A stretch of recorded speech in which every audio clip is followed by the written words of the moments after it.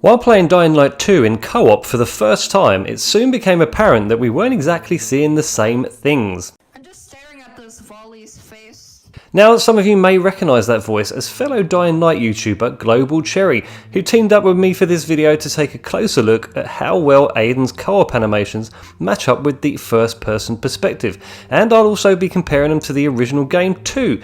And it goes without saying that we encountered more than a few funny bugs in the process. I don't know if that made the situation better or worse. So despite the illusion that we were both in the same game, we were clearly not seeing the environment around us in quite the same way. Okay, can you see this viral body in front of me on the floor? No. It was obvious that some of the basic animations were disappointingly non-existent from a third-person perspective, and when looting bodies, Aiden just looked like he was playing a tiny imaginary piano. Now, I had really been looking forward to seeing animations like Aiden's paraglider open from his backpack, but the reality is he just gets hilariously yanked up into thin air, so I was already beginning to wonder if any of the animations actually worked outside of the first person. One that really did make me laugh though was the healing animation, which instead of looking like a bandage being wrapped around his wrist, actually looked like Aiden was spinning a military medkit around it. To be fair though, the original game didn't do much better when it came to these basic animations, but they did seem to get the healing one looking more like a bandage. And we seem to be seeing roughly the same things in the game, apart from obviously experiencing distances differently. I really wanted to know if it was possible to see Aiden laying down to sleep, but when Cherry did it, it just triggered the regular first person animation for me. When I tried it though, it actually kind of worked, so there is an animation there, it just looks a bit janky. When we tried Survivor Respawn though, we both had our own personal survivor helpers trying to occupy the same space at the same time, rather than just seeing one of the same guy, which definitely looked pretty bad, but I doubt it's worth trying to fix it to be honest, as at least it serves a purpose and isn't game breaking. I have to say though that a surprising amount of animations really do work as you'd imagine them to, and were mostly identical to those in the original game, although Crane's recovery from a drop kick is really goofy, so as funny as it is, I'm glad they made Aiden's look a little bit less comedic.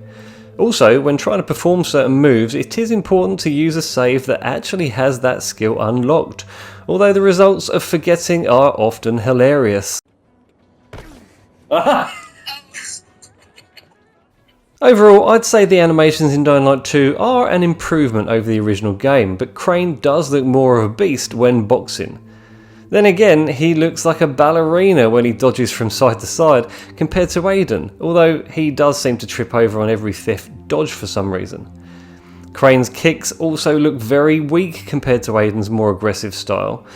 But I do think that Crane's stealth takedown looks much more realistic than Aiden's, as generally the physics in the original game were far superior to DL2, and I don't really think that's in dispute to be honest. Of course there are many animations in Dying Light 2 that don't feature in the first game, like when Aiden runs out of immunity, which actually looks ridiculous when you see it in the third person. Using boosters though looks bang on, but would of course work better when Aiden isn't wearing a mask. The grappling hook in Dying Light 2 looks passable when used to hook zombies, albeit a bit glitchy, but compared to the smooth traversal flow of the DL1 grappling hook, it looks so bad when it's used to scale buildings. For me, it's a massive downgrade from the original mechanic, apart from using it to swing.